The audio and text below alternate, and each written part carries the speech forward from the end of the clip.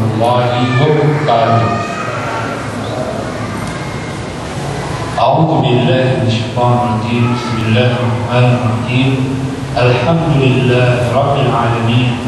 Wassalatu wassalamu ala asrafil anbiya'i wal mursalin wa ala alihi wa sahbihi ajma'in wa anna ma'ahu bi rahmatika ya arhamar rahimin. Kalau tidak salah ingat sebenarnya saya dulu pernah di masjid ini bahas ayat ini ya. Tapi kayaknya pesertanya berbeda. Akan bahas kembali dan saya kira saya yakin, semua kita mesti yakin inna bil qisasi la ibrah. Sungguh dalam kisah-kisah orang terdahulu ada pelajaran. Sebagaimana walaupun tadi judulnya serem, berita bohong gitu ya, tapi Allah sendiri menyebutkan kejadian ini ada baiknya. Jangan kamu kira cerita ini tidak ada baiknya. Yang kita bahas untuk bisa mendapatkan kebaikan dari kejadian berita yang tersebar, berita bohong yang tersebar tentang Aisyah radhiyallahu anha, istri Rasul SAW, putri Abi Bakar radhiyallahu anhu. Ya, ayat 11 sampai ayat 20 dikomentari oleh Ibnu Katsir. Kata Ibnu Katsir begini, hadhihi al-'ashar al-ayat kulluha nazalat fi sya'ni Aisyah ummul mukminin radhiyallahu anha. 10 ayat 11 sampai ayat 20 ini semua turut asbabun nuzulnya adalah tentang Aisyah. Aisyah itu siapa? Ummul mukminin, ibu kita. Ibu kita itu siapa? Aisyah.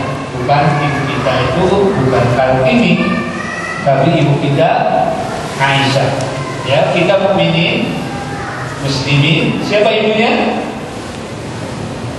Ragu-ragu? Aisyah, ummul mukminin. Ya. Dan Rasulullah bagi kita ayah kita.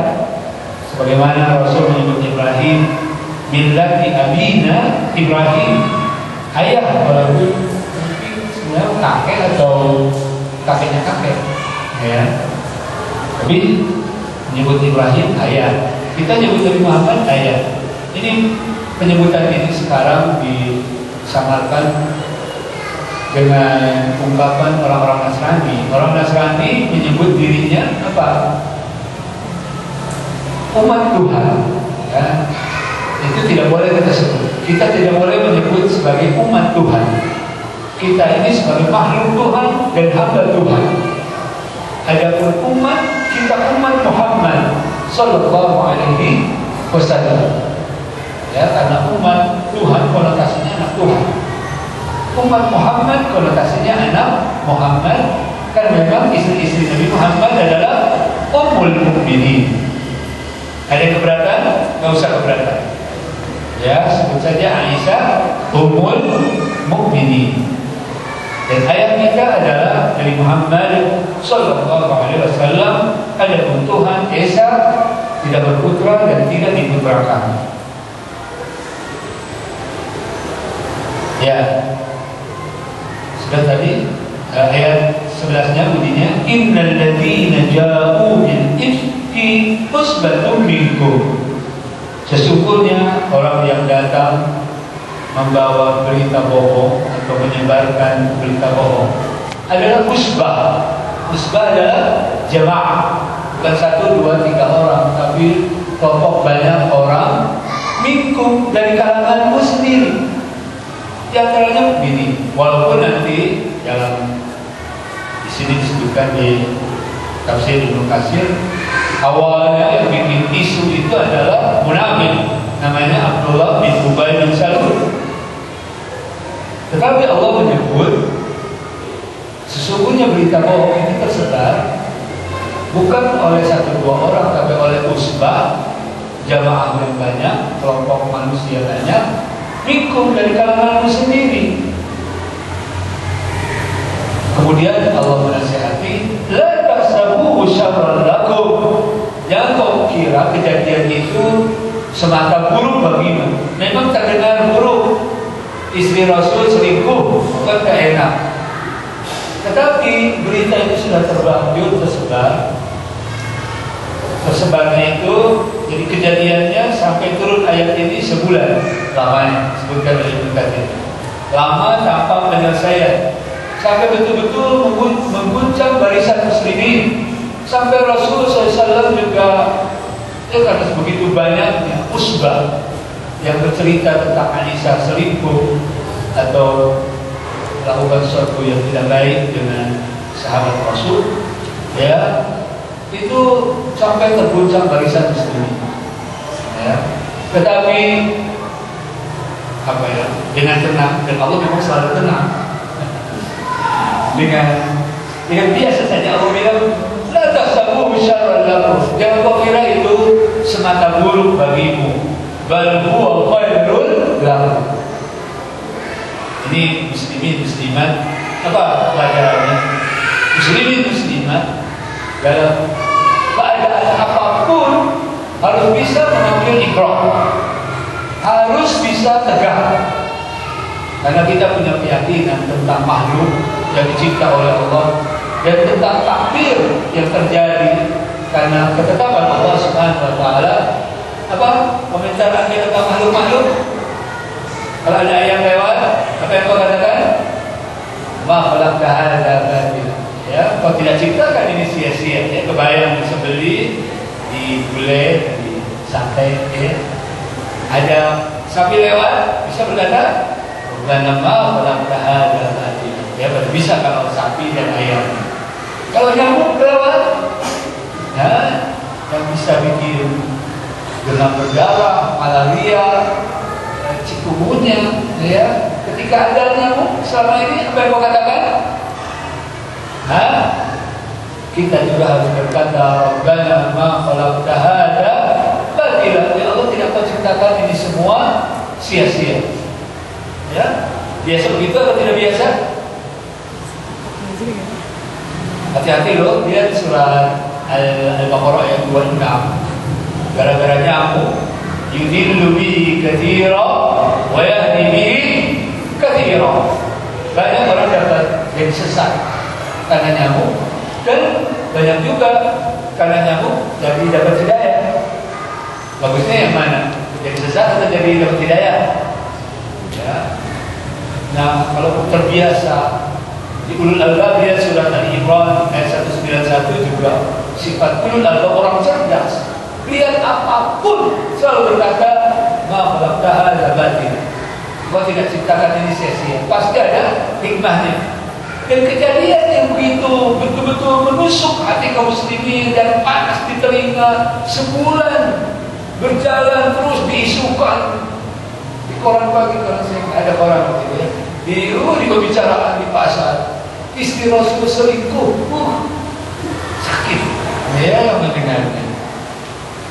Allah bilang, la tahsabuhu syarran lakum bal huwa khairul lakum. Berita itu, isu itu memang menyakitkan, tapi jangan mengira semata keburukan. Dia baik bagimu, sungguh dia baik bagimu. Nah, gimana pengalaman Anda? Ya, kalau saya dulu dapat nasihat dari Habib, nasihat dari kasetnya, tentang teori jempol kejepit. Kena jempol kejepit, ya. Kalau jempol kejepit, jangan hanya lihat jempol, jempolku sakit, jempolku sakit. Ini jari-jari yang lain tak terlihat. Ada telunjuk, ada jari tengah, ada jari manis, ada kelingking, masih sehat-sehat. Di sebelah kanan ada jempol lagi, ada ini, kaki kiri, kaki kanan, ya. Kan dipanggil dia hikmah. Ini pelajarannya. Hadis ini memang namanya juga berita bohong.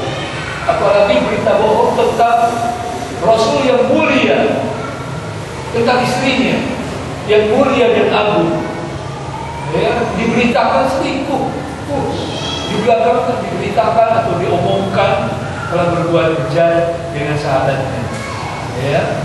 Itu kita muslimin harus bisa berkata atau harus bisa menerima nasihat Tuhan, apa nasihat Allahnya, la tahsabuhu syarra lakum bal huwa khairul lakum. Ya, saya pengen dari awal, mestinya dari awal apapun yang terjadi, ada ibu mati, ada ayah mati, kakak adik mati, ustaz mati, kekasih kita mati, kita harus bisa berkata apa? Rabbana ma khalaqta hadza batila. Ya Allah, Kau tidak takdirkan, tidak ciptakan, tidak takdirkan sesuatu, segala sesuatu yang sia-sia pasti ada hikmahnya. Kalau Anda bisa begitu, Anda bisa membuat kagum Nabi. Nabi SAW pernah terkagum-kagum dengan binaannya, membina mukminin. Lalu Rasul berkata, ajaban diambil mukminin. Apa ajaban? Ajib luar biasa mukminin itu hasil binaannya. Asabahu syarran sabar, wa asabahu khairan syakar. Tertimpa dengan keburukan, dia bersabar. Dan sabar itulah yang bikin mereka baik. Ditimpa dengan kebaikan, dia bersyukur. Dan syukurnya itulah yang membuat mereka baik. Ya, oke, bayangkan jempol kejepit. Gimana? Alhamdulillah, tujuh sehat, ini sehat, dari kanan kiri dulu banyak, tambah lagi mata, telinga, masya Allah. Ya, banyak. Tetap kita harus yakin bahwa inna a'tainaka al-kautsar, nikmat Allah sangat banyak. Itu poin satu. Jadi poin satu itu ya. Poin satu ini tadi kata-kata musbah, berita bohong itu disampaikan oleh orang banyak. Musbah itu apa katanya tadi? Jamaah, bukan satu dua orang. Kita punya prinsip kebenaran adalah sebenarnya disebut al-haqqu bi rabbika fala takunanna minal mumtarin. Surat apa itu? Al-Baqarah 147. Kebenaran itu hakikatnya akan datang dari Tuhanmu, dan apa yang tidak bertentangan dengan apa yang datang dari Tuhanmu atau Rasul, ya. Karena Rasul juga tidak bicara kecuali dari Allah wahyu. Ya. Kita punya prinsip al-haqqu bi rabbika. Kebenaran bukan semata apa yang dipikir. Banyak hal dipikir benar, nyatanya salah. Bukan yang dirasa benar. Banyak yang dirasa benar, nyatanya salah. Bukan semata apa yang didapat dari nenek moyang kita. Banyak hal sudah dilakukan oleh nenek moyang beribu tahun lamanya. Ternyata sekarang terbukti bahwa kebiasaan nenek moyang itu sesat, merugikan. Tidak semata berdasarkan kebanyakan orang. Ini harus menjadi prinsip muslimin. Lihat surat Al-An'am ayat 116. Surat apa? Al-An'am 116. Coba siapa yang bersaksi? Cari mas. Al-An'am 116 ada bunyi begini. Ada firman Allah yang bunyinya, wa in tuti' aktsara man fil ardi yudilluka an sabilillah. Kalau kau mengikuti jadi kebenaran atau tidak benar, kriteria kehidupan itu hanya berdasarkan kebanyakan orang, yudilluka an sabilillah. Pasti kebanyakan orang itu menyesatkan kamu dari jalan Allah. Betul atau tidak betul? Siapa yang bersaksi sekarang? Betul? Ya, Al-An'am 116. Bisa diulang? Jadi pelajaran pertama dari ayat 11, hakikat kebenaran adalah dari Allah. Walaupun nanti kita dapatkan musbah, bahkan musbah minkum, kelompok banyak dari orang-orang dari kalangan sendiri, suka sholat, suka ke masjid, tetapi menyampaikan berita bohong. Mau percaya atau tidak? Jangan langsung percaya, karena kebenaran bukan semata apa yang dikatakan oleh kebanyakan orang. Kita punya prinsip al-haqqu min rabbika. Apalagi zaman sekarang, ya, suara orang bisa dibeli, banyak uang, beli banyak suara, semuanya mendukung kita. Padahal kita buruk, ya. Sekarang ini bisa. Allah nyebut musbah ini. Hadis qudsi itu pelakunya musbah. Kalau musbah dari kalangan munafik bisa ragu, tapi musbah minkum, kelompok banyak dari kalangan sendiri. Mungkin bahkan termasuk ustaz-ustaznya juga ikut cerita, sahabat-sahabatnya juga ikut melanjutkan berita kita punya prinsip. Apa prinsip kita? Al-haqqu min rabbika. Itu Al-Baqarah 147. Al-Baqarah 147. Al-haqqu min rabbika. Kebenaran adalah apa yang datang dari Tuhanmu, langsung atau lewat Rasulmu, ya, lewat kitab sucimu, ya, atau yang tidak bertentangan dengan apa yang datang dari Allah dan Rasul. Pelajaran yang keduanya, kalau memang ada sesuatu yang sakit, menyakitkan, membingungkan, mempermalukan, nyebelin, nyakitin hati, menyinggung perasaan, pandai-pandailah cari kebaikan. Sebagaimana komentar Allah tentang hadis ini, apa komentar Allah? La tahsabuhu syarran lakum wa huwa khairun lakum, bal huwa khairun lakum. Walaupun ada baiknya, lalu Allah berfirman, likulli imri'in minhum maktasaba minal itsmi. Bagi setiap orang yang menyebarkan berita bohong ada bagian dari siksa, dosa. Pasti ada dampaknya, pasti disiksa oleh Allah Subhanahu wa Ta'ala. Dan semua kita punya prinsip hakikat, siksa adalah siksa Allah. Nah, hakikat siksa yang ditakuti adalah siksa Allah. Jadi kalau ditanya, kenapa sih nggak pada korupsi? Pernah korupsi nggak? Nggak pernah ya? Kenapa nggak pernah nyuri sendal di masjid? Kenapa nyuri sendal cuma 2 kali, nggak 10 kali? Ya, kenapa? Takut digebukin orang, takut dilaporkan polisi. Mestinya jawabannya karena takut kepada Allah.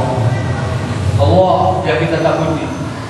Polisi punya penjara, tapi Allah punya neraka. Mana yang lebih pantas ditakuti? Neraka Allah Subhanahu wa Ta'ala. Ya, jangan sampai ketika mencuri terbayangnya kalau ketemu masuk penjara. Ya, ketika mencuri itu, Anda sedang mencuri, ketika berbuat jahat, pasti Anda telah diketahui. Ada catatannya, ada filmnya lebih canggih dari CCTV yang dibikin oleh orang-orang. Bukan hanya 2 dimensi, 3 dimensi, tapi 1.000.000 dimensi. Dengan niatannya, dengan kondisi hati waktu itu, kondisi dompet, masih banyak uang kok nyuri. Ada. Kerahnya putih, mobilnya mewah, korupsi. Itu motivasi, itu semuanya ketahuan, direkam. Diulang, kalau Anda jahat, jangan, selama ini banyak orang udah korupsi nih. Kalau ketahuan, aku takut masuk penjara. Ya, tidak boleh begitu. Rasa takut ini tidak ada nilainya. Anda kalau korupsi atau jahat, dolim, yakinlah Anda sudah ketahuan, sudah tercatat. Malaikat nyatet, Tuhan nyatet. Tuhan mencatat sebelum segala sesuatu terjadi, mencatat apa yang akan terjadi. Ditambah malaikat kiraman katibin, mulia dan pandai menulis. Catatannya itu pandai, jelas orang, singkat-singkat atau jelas catatan malaikat itu tidak mungkin hilang atau karena hang kemudian hilang, ada hilang seperti komputer saya. Tidak mungkin. Sudah ketahuan. Hei para penjahat, kalau ada pernah jahat, wahai para pendosa, kalau ada sudah berdosa, ketahuilah dosa-dosa yang telah Anda lakukan itu sudah ketahuan dan pasti dibalas, kecuali bila ada istighfar. Pasti semua pertobatan diterima. Asal mau beristighfar, Allah pasti mengampuni dosa kita. Innallaha yaghfiru dzunuba jami'an. Sesungguhnya Allah Subhanahu wa Ta'ala sangat mungkin mengampuni dosa kita seluruhnya. Dosa seluruh kita, dosa-dosa, setiap dosa-dosa kita, yang berbeda yang kecil, semuanya bisa terampuni. Jadi bertobatlah segera. Wasari'u ila maghfiratin min rabbikum wa jannatin. Oke, ada 3 hal. Walladzi tawalla kibrahu minhum lahu 'adzabun 'adzim. Ini yang keempat nilai. Di semua yang punya andil dalam penyebaran berita bohong tentang istri Rasul, itu pasti akan mendapatkan azab dari Allah. Dan yang paling besar perannya dan paling dulu sebagai perintis dari berita bohong itu, dialah yang paling besar mendapatkan siksanya. Ini keadilan Allah Subhanahu wa taala. Jadi hati-hati Anda dalam berbuat jahat. Jangan perbuatan jahat Anda mengakibatkan orang-orang jahat. Ketika ditanya orang-orang jahat itu, kamu kenapa jahat? Ternyata karena kamu yang merintisnya dulu. Dosanya lebih besar. Masya Allah. Si pelaku perintis dosa berbeda dengan pelajar dosa. Perintis dosa, dosanya lebih besar. Makanya Allah Subhanahu wa taala menasihati kita, la tajharu bil qaul. Maknanya jangan berterus terang dalam dosa, jangan berterang-terangan.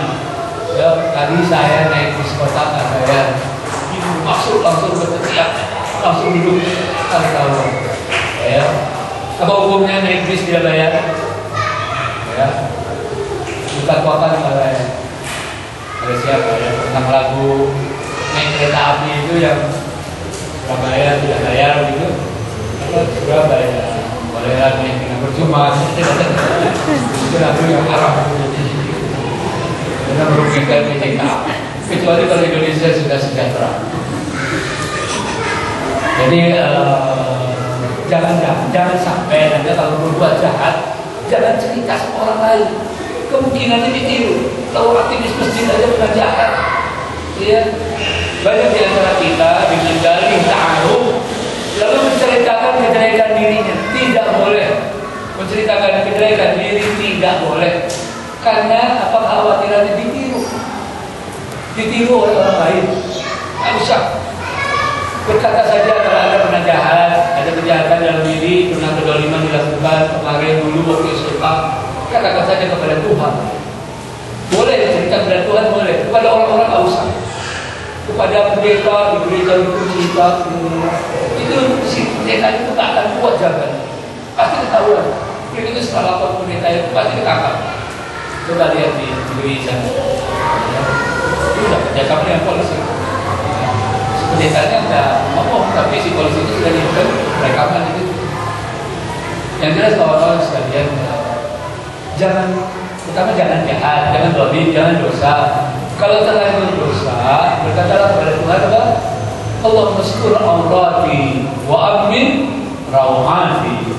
Ya Allah, tutupilah tutupilah kedolimanku, kesalahanku dan auratku, dan hilangkan rasa takut di dalam diriku. Dan katakan kepada Tuhan, Rabbana zalamna anfusana fa in lam taghfir lana wa tarhamna lanakunanna minal khasirin. Oke apa? Jangan berdosa. Kalau terlanjur dosa, katakan kepada Tuhan. Segera minta ampun kepada Allah Subhanahu wa taala dengan lafaz Adam alaihissalam bagus tadi, Rabbana zalamna anfusana, atau sebagaimana lafaznya para nabi dan pengikut para nabi, Rabbana ighfir lana dzunubana wa israfana fi amrina wa tsabbit aqdamana wansurna 'alal qawmil kafirin. Para nabi begitu, langsung bicara dengan Tuhan. Ya? Ya atau tidak iya? Iya. Mengapa harus begitu?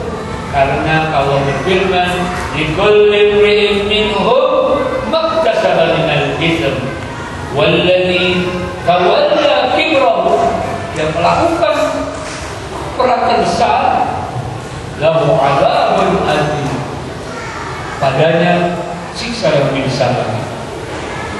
Itu ayat 11 selesai 4 poin. Bisa diingat-ingat? Oke, mudah-mudahan ini pelajaran bagi saya dan Anda semua. Ini di sini sebenarnya hadisnya banyak, tapi saya ingin selesaikan 10 ayat itu. Kita baca ke ayat 12. Jadi itulah hakikat kejadian yang buruk itu, dan adanya hikmah konsekuensinya, pelakunya dan kritisnya.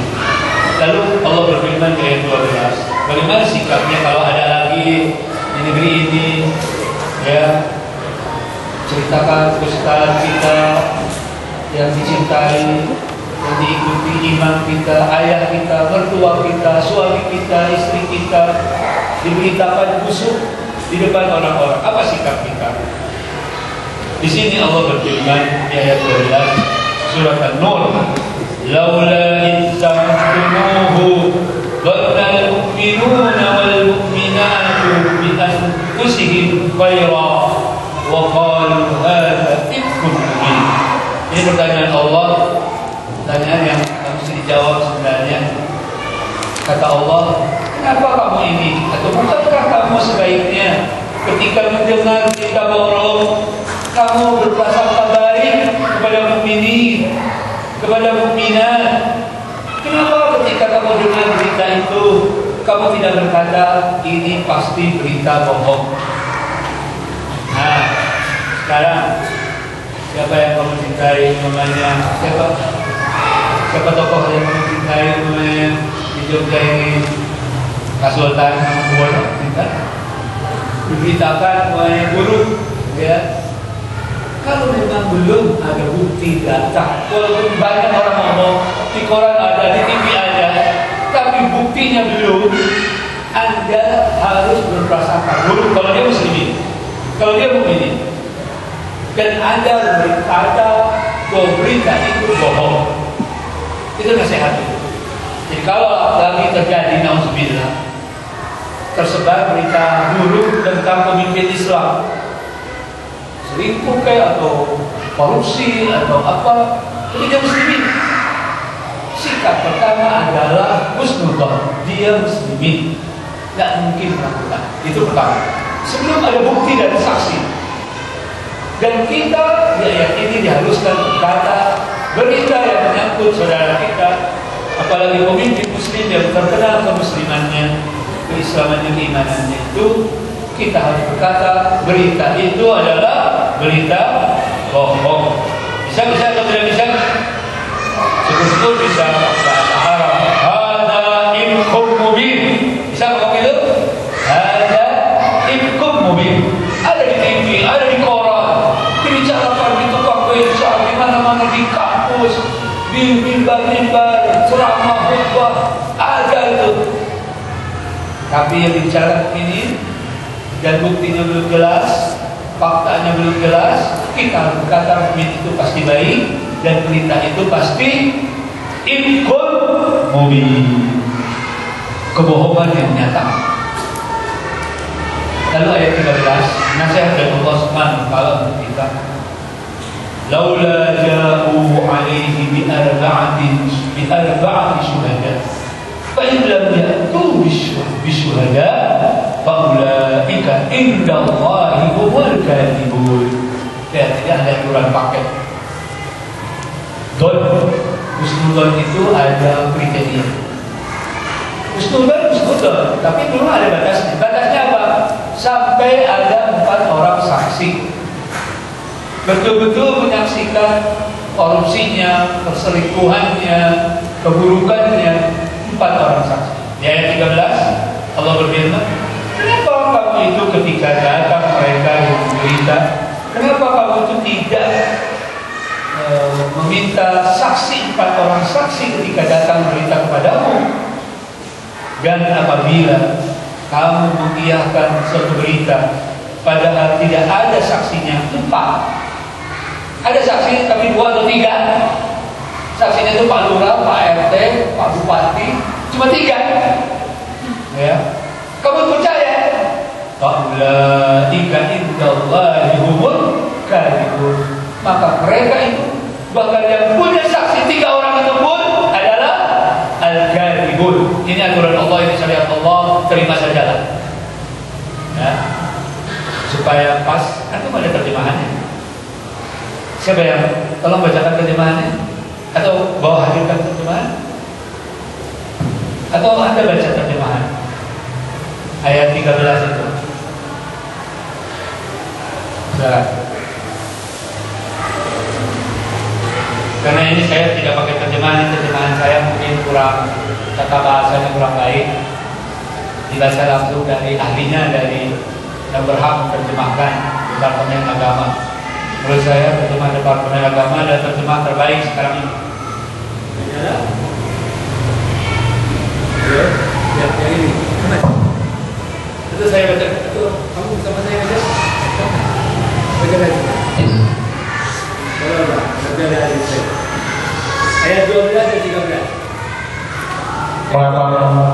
Mengapa orang-orang mukmin dan mukminat tidak berbaik sangka terhadap diri mereka sendiri jika kamu mendengar berita bohong itu dan berkata, ini adalah suatu berita bohong yang nyata? Mengapa? Ayat 12. Kenapa kamu tidak bersangka baik saja kepada mukmin? Ya, dan menyatakan berita itu pasti bohong. Yang ke-13. Mengapa mereka yang menuduh itu dan tidak datang membawa 4 saksi? Oleh karena mereka tidak bawa saksi, maka mereka itu dalam pandangan Allah adalah orang-orang yang berdusta. Jadi hati-hati. Anda tidak usah saksi, tidak boleh bicara. Saksi ada 2, ART pajak sah, tidak cukup. 3 tidak cukup. 4 itu yang diterima oleh Allah. Ini aturan Allah, ini syariat Allah, terima saja. Kalau Anda yang menuduh, mungkin 3 aja sudah merasa cukup. Bayangkan Anda yang sedang digunjing itu Anda. Ya? Maka dengan ayat ini Anda terlindungi. Terima kasih Tuhan. Apa nggak mungkin Anda dituduh selingkuh? Karena dua-duaan dengan Bu RT di pos roda media. Ya, mungkin saja. Tapi berbahagialah ada hukum ini. Ya, langsung bebas tuduhan orang-orang. Tidak ada 4 saksi, maka di sisi Allah omongan tanpa 4 saksi itu adalah gadibun, omongan dusta. Itu ayat 13. Ayat 14.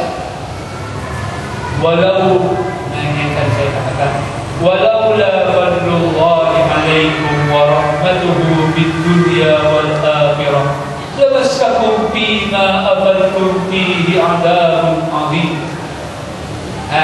Teman-teman, kan? Kalaulah Dan seandainya bukan karena karunia Allah dan manfaatnya padamu di dunia dan di akhirat, niscaya kamu ditimpa azab yang besar disebabkan oleh pembicaraan kamu tentang hal itu, berita bohong. Ya, kalaulah Allah tidak kasih dan tidak sayang, tidak punya fadlu, keutamaan dan tidak punya rahmat, tentunya begitu berita bohong menimpa nabinya, menimpa istri nabinya, pasti kamu akan disiksa, dihancurkan semuanya. Tapi Allah kasih dan sayang. Sudah terbukti siapa yang sudah ketahuan pasti siapa sih pembuat berita bohong itu. Kalau tadi diungkapkan oleh Ibnu Katsir, siapa awalnya? Abdullah bin Ubay bin Salul. Ya, sudah ketahuan. Tapi Allah tetap membiarkan dia makan, mandi, minum, ketawa-ketawa. Ya, padahal terbukti mereka bohong, tidak bisa menghadirkan 4 saksi. Bisa ditangkap ayat 14.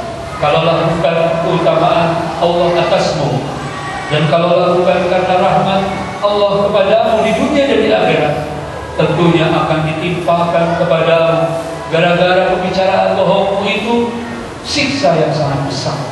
Terima kasih ya Allah. Sering kali kita berbohong atau menyebarkan berita bohong lewat SMS, karena ada SMS gratis sampai 1000. Baru saja SMS dari ustaz katanya. Padahal ustaznya itu dari lewat anaknya dari cucunya. Berita bohong langsung sebar kemana-mana. Tapi karena Allah punya keutamaan besar dan rahmat besar, sering sekali berita bohong yang kita sebarluaskan. Seperti berita kemarin tentang matahari yang tanggal berapa ya akan ada badai matahari. Awas, hati-hati, handphone matikan jam 23. Wah, istri saya terkena itu, semua sampai disebut jam 10 itu beres-beres semua dimatikan sampai semuanya disesuaikan. Tapi saya sembunyikan satu handphone saya tetap nyala. Belum tidak lama amat dramatis badai matahari katanya. Ya kalau benar gimana katanya? Ya alhamdulillah tidak benar.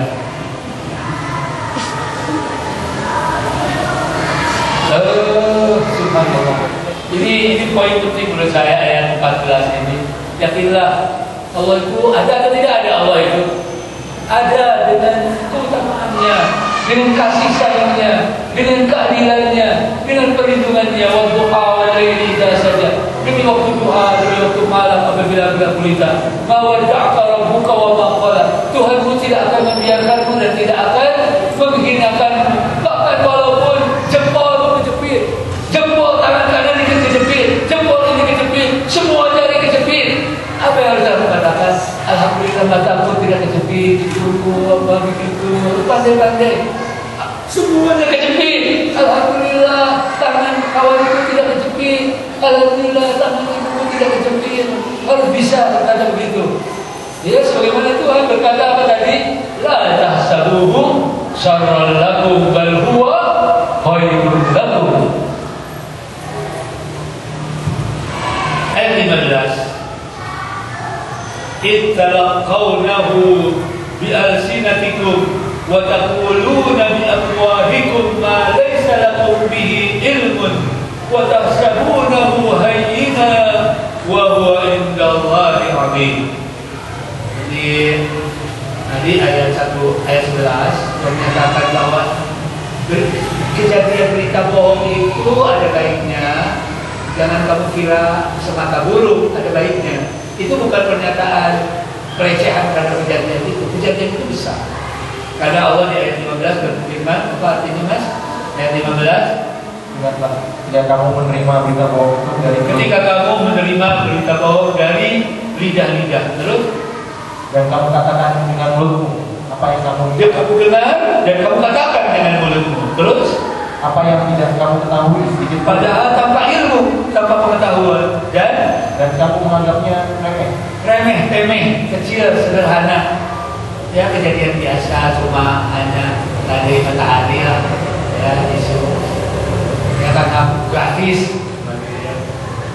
Terus kamu kira dan kamu mengira padahal dalam pandangan Allah itu soal besar. Padahal di sisi Allah itu adalah besar. Pokoknya jangan main-main deh dengan dusta, dengan isu. Jangan mudah percaya. Ya, subhanallah, saya dulu waktu gempa Bantul itu, anak saya itu orang yang terakhir keluar dari masjid. Dia itu biasanya pengajiannya itu sampai jam berapa itu gempa itu. Pokoknya dia itu keluar baru 5 meter keluar masjid ambruk. Ya, dan alhamdulillah satu pesantren kawan saya di Bantul itu nggak ada yang mati. Tapi matinya mengapa? Matinya karena ada berita tsunami. Berlarian terinjak-injak santri-santri dan gurunya itulah yang injak-injak. Ya, gempanya tidak mengakibatkan kematian, luka pun tidak ada, tapi kematian terjadi hanya karena isu tsunami. Isu tsunami-nya itu. Gempanya nggak apa-apa. Anak saya itu orang terakhir. Ya, nggak apa-apa. Seperti sudah keluar, mau rata di kanan, masa keluar dulu. Ya. Subhanallah. Ini kata Allah bukan sesuatu yang kecil, jangan main-main dusta. Karena dusta itu disebut oleh Rasul dalam hadis. Apa larangan dusta? Iyyakum wal kadhiba. Hati-hati jangan coba-coba dusta. Awas jangan bohong. Fa innal kadhiba yahdi ila fujur.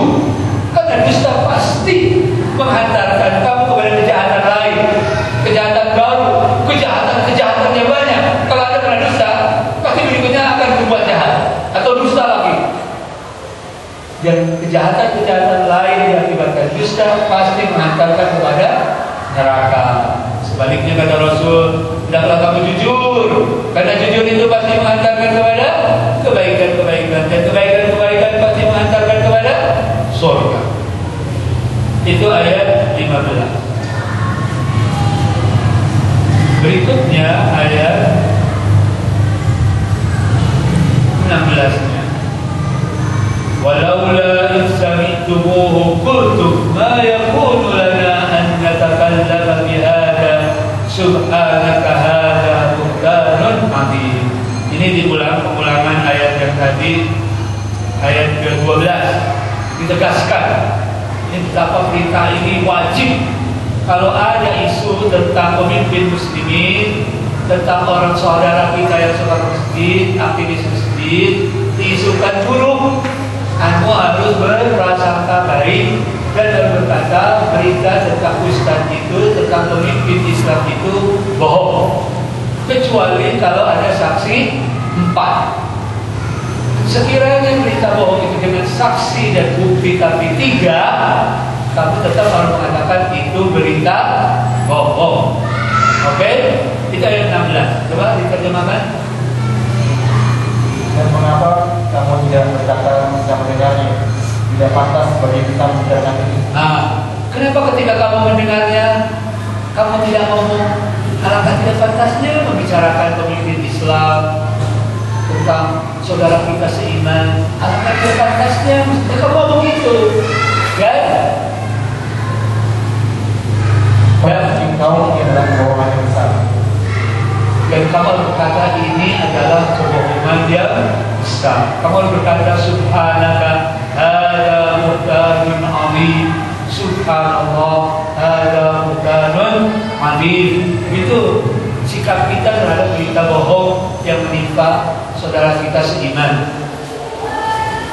Ini masalah ini kata Allah, ya'idukumullahu an ta'udu limislihi abada in kuntum mu'minin. Ini dinasihatkan kepada kamu oleh Allah supaya kamu tidak mengulangi lagi apa yang kejadiannya itu. Muslimin menceritakan kejelekan muslimin. Jangan sampai terulang lagi abadan selamanya. Kalau mau mukmin, jangan pernah bercerita tentang keburukan muslimin. Bahkan sekiranya Anda tahu kejahatan, kejelekan muslimin, Anda sendiri melihat dengan mata Anda sendiri, apa kewajiban kita? Sudah tahu? Menutupinya.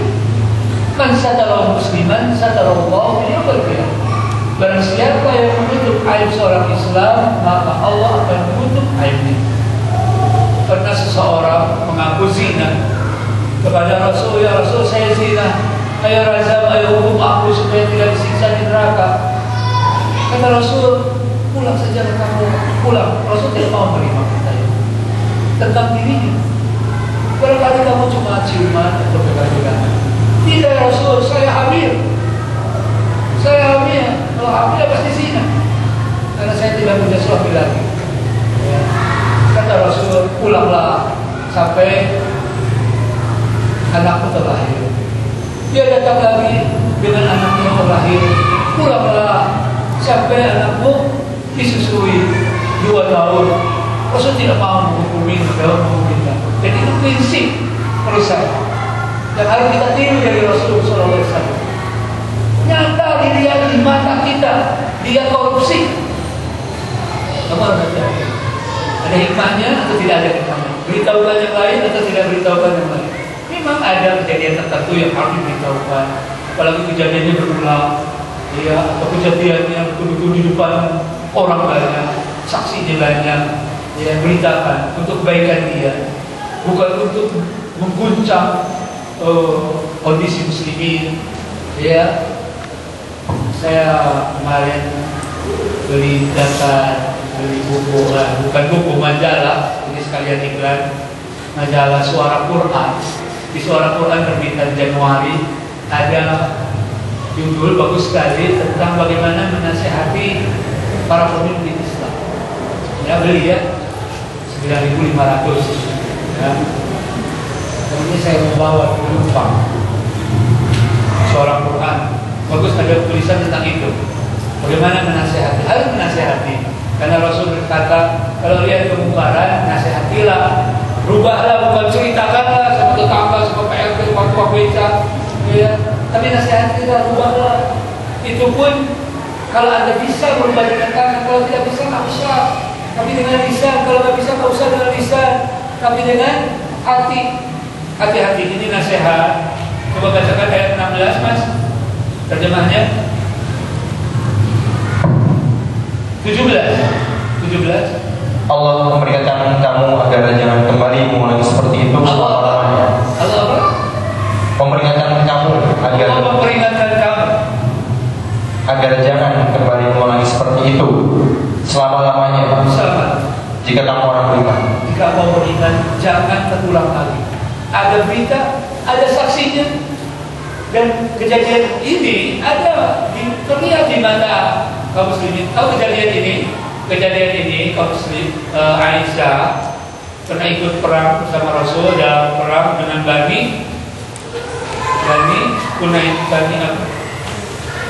dengan satu peperangan. Kemudian setelah selesai peperangan, istirahat di sebuah tempat.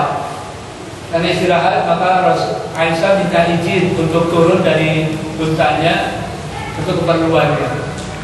Dan ketika turun dia minta izin, ketika naik dia minta izin naik ke untanya. Tapi setelah sampai di untanya, dia merasakan kalungnya hilang. Maka dia turun tanpa izin. Ini masalahnya. Ya, turun dan dia tidak naik lagi ke untanya sebelum dia mendapatkannya. Terus berusaha sehingga untanya dan rombongan itu pergi. Lalu berikutnya Aisyah menunggu di tempat itu sendirian. Lalu berikutnya ada sahabat lain yang tugasnya memang menyapu dia di belakang. Ternyata ada seorang wanita tertidur. Dia hanya berkata, Inna lillahi wa inna ilaihi raji'un. Istri Rasulullah sendiri. Kemudian Aisyah terbangun dan Aisyah dipersilakan naik ke unta sahabatnya namanya tadi Sofwan bin Mu'attab namanya. Ya. Kemudian sampailah di Madinah, dan sampai di Madinah orang-orang banyak melihat dengan matanya Aisyah berduaan dengan Sofwan bin Mu'attab. Itu faktanya begitu. Tapi beritanya Aisyah selingkuh, pegang-pegangan, saling bikin, saling apa, subhanallah, saling ya, luar biasa sampai puncak. Ya. Jadi beritanya itu ada faktanya. Ada faktanya, fakta berdua tuh nggak jadi kesimpulannya jadi selingkuh, pegang-pegangan dari mana. Faktanya cuma berdua. Yang satu naik unta, yang satu berjalan. Kalau faktanya dua-duanya di unta, itu pegangan.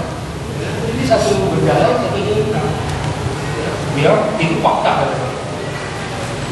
Saksinya banyak.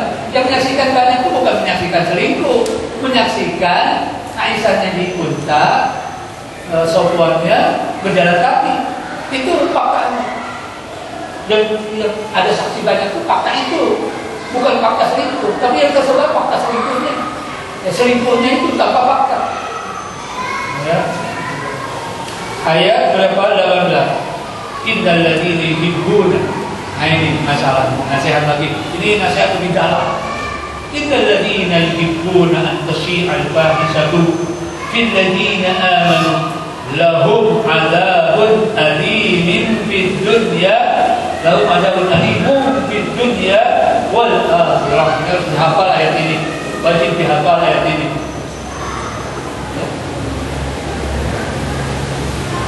Ada siksa yang diancamkan kepada orang yang senang. Masalahnya itu senang menyebarluaskan, senang. Atau terjemahan mas, ada bikin? Ya. Atau ya.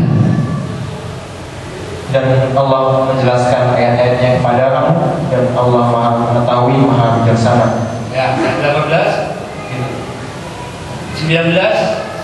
Sesungguhnya orang-orang yang ingin agar perbuatan yang sangat keji itu tersiar di kalangan orang-orang yang beriman, mereka mendapat azab yang pedih di dunia dan di akhirat. Dan Allah mengetahui sedang kamu tidak mengetahui. Ini masalahnya saya bilang lebih dalam itu karena masalahnya ingin itu nggak terjadi, belum terjadi, cuma ingin. Mungkin aku tidak sempat minjem SMS, atau SMS kan sempat terpikir tapi pulsanya nggak ada. Ya. Itu tentang ini sudah ada siksanya. Saya pernah dengar hadis tentang apa lintasan pikiran. Kamu akan merampok. Kalau hanya di lintasan pikiran itu tidak ada siksanya. Tapi tentang ini kamu senang bisa. Andaikan aku bisa bikin heboh di kalangan muslimin dengan berita bohong, atau dengan berita yang buruk yang aku saksikan sendiri. Andaikan aku bisa, nah, andaikan itu ada siksanya, padahal belum terjadi. Senang itu. Mungkin Anda tidak jadi nyebarin beritanya itu, tapi senang aja. Andaikan kapan ya bisa ketahuan Ustaz itu lagi kencing di jalan, ya, terus kapan gitu berita itu aku akan segera saya sebarluaskan. Senang sekali ada punya keinginan itu. Nah, walaupun belum terjadi, ancamannya sudah ada. Hati-hati kalau ada keinginan itu ya, keinginan menyebarluaskan berita buruk di kalangan muslimin, segera hilangkan. Jangan pernah ada. Ya, mudah-mudahan semua kita terbebas dari itu semua. Ayat 20 seperti apa terjemahnya? Walaula, dan kalau bukan karena karunia Allah dan rahmatnya kepadamu, niscaya kamu akan ditimpa azab yang besar. Sungguh Allah Maha Penyantun, Maha Penyayang. Sebenarnya kita tahu kan Allah itu sabur. Tahu sabur? Allah sabur itu kita dosanya kemarin, tadi, minggu lalu, bulan lalu berkali-kali, tapi sampai sekarang belum disiksa. Ada yang bulan lalu berdosa, terlambat sholat subuh atau tidak sholat subuh, tidak sedekah, dilamar orang langsung tolak pada orangnya soleh. Nah, apa dosamu kemarin, minggu lalu? Coba ingat-ingat. Ada orang berkali-kali bulan lalu, kemarin, tadi berdosa lagi, siksanya kok belum datang juga. Itu namanya Allah sabur. Allah punya fadlu, Allah punya rahmat. Kalau tidak karena keutamaan Allah dan kasih sayang Allah, sebenarnya dari kemarin udah semua yang kamu langsung disambut dulu ini. Dimakan juga, takut tidak, makan juga. Benar lihat iklan itu, semua yang digambar dulu ini. Dan ini keistimewaan ada di umat Muhammad. Di umat dahulu, zaman dahulu, mungkin di zaman Adam, zaman Nuh, kalau dosa itu langsung sakit bete, turun hujan dari langit, turun apa gitu, siksa, malapetaka langsung terjadi. Sekarang ini dosa di mana-mana dilakukan oleh pejabat, oleh mahasiswa, oleh dosennya, oleh orang awam. Masih bisa ketawa, matahari masih terbit, gravitasi bumi masih baik, badai matahari tak terjadi. Tenang-tenang saja. Itu karena fadlullahi wa rahmatihi. Kalau bukan karena keutamaan Allah dan rahmat Allah, tentunya kau akan disiksa. Sungguh Allah itu Raufur Rahim, Maha Penyayang dan Maha Kasih kepada kita. Di mana Allah itu? Maha Penyayang dan Maha Kasih kepada kita sekalian. Itulah saja yang bisa saya sampaikan. Bagus kalau ada dialog, diskusi, atau pertanyaan pertambahan. Saya lihat juga ada Ustazah kalau menambah bicaraan ini untuk bisa lebih lengkap, silakan. Wassalamualaikum warahmatullahi wabarakatuh. Assalamualaikum warahmatullahi wabarakatuh. Ustaz, saya mau tanya, kalau tadi kan tidak boleh kita menyebarkan berita bohong sebelum diketahui oleh empat transaksi. Nah, permasalahannya bagaimana ketika kita berprofesi sebagai seorang jurnalis? Mungkin jika juga boleh disampaikan bagaimana apa ya namanya berita-berita seperti apa saja yang memang itu tidak boleh disebarkan oleh seorang jurnalis, kalaupun itu fakta, misalkan begitu. Dan misalkan itu yang pertama. Kemudian yang kedua, ketika kita jadi seorang jurnalis, otomatis kita mengabdi ke salah satu media tertentu, dan setiap media mempunyai aturan masing-masing gitu loh. Setiap media mempunyai mempunyai karakteristik masing-masing, dan mungkin terkadang ada sebuah kebijakan media yang itu juga merugikan beberapa pihak. Nah, bagaimana kalau kita sebagai seorang jurnalis juga kan dituntut oleh hadis dan sebagainya. Terima kasih. Assalamualaikum warahmatullahi wabarakatuh. Waalaikumsalam. Jurnalis menurut saya tidak boleh mengabdi kepada siapapun kecuali kepada Allah dan aturan Allah yang telah berfirman ayat 11 sampai ayat 25 sebenarnya sampai ayat 25. Ayat 25 itu Abu Bakar sampai marahnya, dia yang biasanya sedekah kepada orang-orang yang pernah menyebar luaskan berita bohong itu tidak akan dikasih sedekah lagi. Ditegur oleh Allah, boleh, tetap harus bersedekah, sedekah dicintai. Jadi itu jawab untuk yang pertama. Yang kedua, tidak boleh mengabdi kepada salah satu. Saya kira ini seperti halnya dokter juga kan ada sumpah, jurnalis ada kan beritakan yang baik-baik begitu. Ya, tidak boleh bohong. Saya kira bohong tidak boleh. Yang jadi masalah adalah pertanyaan pertamanya, berita apa saja yang tidak boleh diberitakan. Menurut saya dalam konteks sekarang ini tidak boleh memberitakan tentang kejelekan muslimin, walaupun ada fotonya, walaupun ada 3-4 orang mengiyakannya, tidak boleh menjelek-jelekan kaum muslimin. Kalau Anda muslimin, ya, kalau Anda punya fakta dan saksi 4 orang tentang kejelekan muslimin, hendaklah Anda datang kepada muslimin yang jelek itu untuk bisa berubah. Tuntut dari mereka istiqamah, terus mereka bertobat, sadar, dan kalau terus begitu, baru berikutnya laporkan kepada ahlinya, ya, ke ustadz sekitarnya, ke ahlinya. Dan kalau tentunya berulang-ulang mereka kepada muslimin mau diberitahukan juga tidak dengan lapan muslimin di sana korupsi, tidak. Penjahat di negeri itu korupsi, ya, karena sudah dikasih tahu bukan muslimin lagi. Ada hadis Nabi SAW bunyinya bagaimana? La yu'minu sariqu hina yasriq. Tidaklah disebut pencuri seorang pencuri, tidak disebut mukmin seorang pencuri ketika mencuri. Salah atau benar? Tidak disebut mukmin seorang mukmin ketika mencuri. Tidak disebut mukmin seorang mukmin ketika berzina. Ya. Jadi ketika betul-betul dia jahat, sudah dikasih tahu, sudah dikasih isyarat, sudah ada isyarat. Ya, mestinya al-jahil al-aqilu yakfihi al-isyarah wal jahilu la budda bil asr. Mengatakan orang bodoh itu selalu mesti dengan kamu. Tapi orang pintar itu dikasih isyarat, arti mestinya jangan dekat-dekat dengan Dewi, belum nikah kok. Ya, hati-hati. Jadi memang cantik, menarik, tapi memang mesti nikah dulu. Ya, harus nikah dulu, harus ada aturannya pokoknya, jangan berdua-dua. Ya,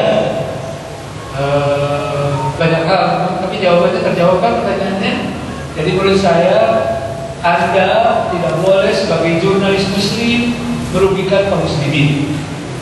Ya, kalau ada diberitahukan oleh muslimin di Gersan, jangan muslimin sebutnya itu orang Gersan nomor rumah sekian mencuri, gitu. Yang disebut mukminin mencuri. Kenapa disebut mukminin mencuri? Ya, kayak gitu. Jadi ada babnya, ada aturannya. Saya kira jangan sampai yang rusak muslimin mukminin. Rasulullah SAW dulu pernah tahu, bukan dari wartawan, tahunya itu dari malaikat dari Tuhan. Benar-benar betul benar tentang daftar orang munafik yang ada di Madinah. Di Madinah itu ada munafik, daftar-daftar itu ketahuan, ini yang itu, ketahuan persis dengan namanya, dengan sifatnya. Lalu waktu itu oleh Rasul diberitahukan kepada siapa? Sekretaris Rasul, Hudzaifah bin Yaman.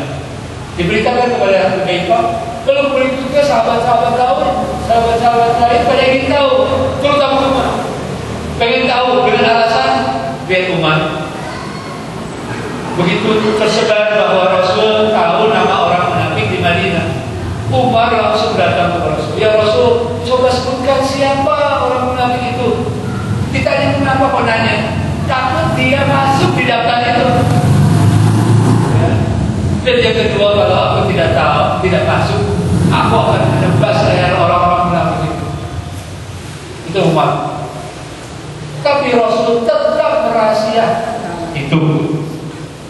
Namanya sudah jelas ini impor, bukan melebihi saksi, bukan saksi, fakta, bukti, pengakuan, lebih dari itu semua. Ini impor dari Tuhan, pasti benar tentang orang munafik. Tapi Rasul menyembunyikan dan hanya cerita kepada siapa tadi? Mu'adz bin Yaman, ya? Hudzaifah bin Yaman. Dan Rasul ketika di masjid, ini informasi dari istri saya tadi tentang Abdullah bin Ubay bin Salul. Itu dalam kemunafikannya, dia suka sholat berjamaah di masjid paling dekat dengan Rasul. Yang suka paling dekat dengan imam jangan tersinggung, ya. Oh itu aku gak usah sholat. Itu nasihat istri saya tadi kepada saya. Masa kalah sama munafik? Munafik saja bisa dekat imam, sholat berjamaahnya. Nah itu nasihatnya, jangan munafik kayak gitu.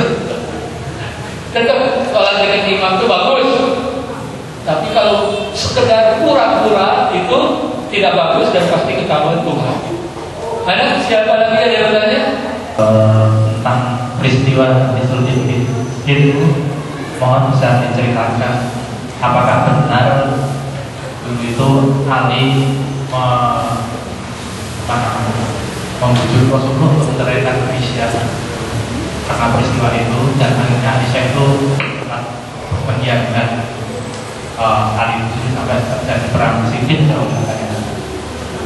Mohon keterangannya. Terima kasih. Ya, saya untuk menjawabnya pertama tidak tahu. Dan kalau tahu saya terancam di ayat 12. Dia orang yang punya andil menyebarluaskan. Tapi pokoknya muslimin terguncang pada waktu itu.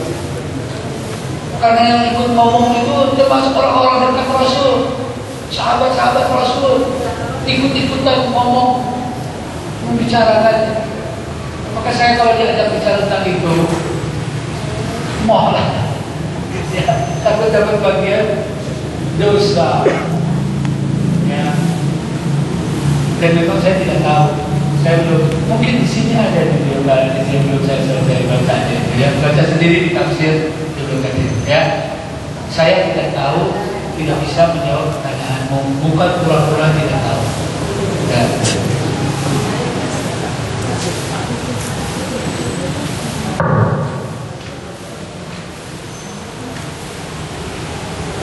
Bagaimana dengan mengucapkan keburukan orang lain di meja hijau? Ya itu lain lagi, boleh. Keburukan orang lain bersaksi, boleh. Tetapi menolak kesaksian tidak boleh. Lupa, aku punya penyakit lupa. Menolak kesaksian kita tahu ada ahli hukum. Boleh nggak? Dia saksi kunci lalu tutup mulut, boleh nggak tutup mulut? Dia hadir dalam kejadian pembunuhan itu, lalu dia tidak mau bicara, mereka yang ahli hukum. Kalau menurut saya boleh. Allah hak dia, mau bicara, mau tidak bicara, hak dia. Ya saya tidak tahu, lupa. Ya seperti istri mantan siapa? Mantan tukang cukur. Silakan baik saya. Saya jadi terseret juga. Kok biasa besar, banyak sekali dosa kita itu. Kalau bukan karena Allah pengasih dan penyayang, kita pasti sudah disiksa dari tadi. Terima kasih ya Allah. Bisa bersabar. Silakan atau kalau saya saja tutup saja. Tadi panitia janji sampai 5:30. Karena saya sakit gitu ya. Doakan saya bisa sembuh. Kita akhiri saja dengan doa. Allahumma anfa'na bima 'allamtana wa 'allimna ma yanfa'una wa zidna ilma. Allahumma arhamna bil Qur'an waj'alhu lana imama wa nuran wa hudan wa rahmah. Allahumma dhakkirna minhu ma nasina wa 'allimna minhu ma jahilna. Warzuqna ya Allah tilawatahu ana al-laili wa atrafa an-nahar waj'alhu lana hujjatan ya Allah ya rabbal alamin. Rabbana la tuzigh qulubana ba'da idh hadaytana wa hab lana min ladunka rahmah innaka antal wahhab. Rabbana atina fid dunya hasanah wa fil akhirati hasanah wa qina adzabannar. Rabbana zalamna anfusana fa in lam taghfir lana wa tarhamna lanakunanna minal khasirin. Rabbana ighfir lana dzunubana wa israfana fi amrina wa tsabbit aqdamana wansurna 'alal qawmil kafirin. Assalamualaikum. Amin. Allah ya rabbal alamin. Wassalamualaikum warahmatullahi wabarakatuh.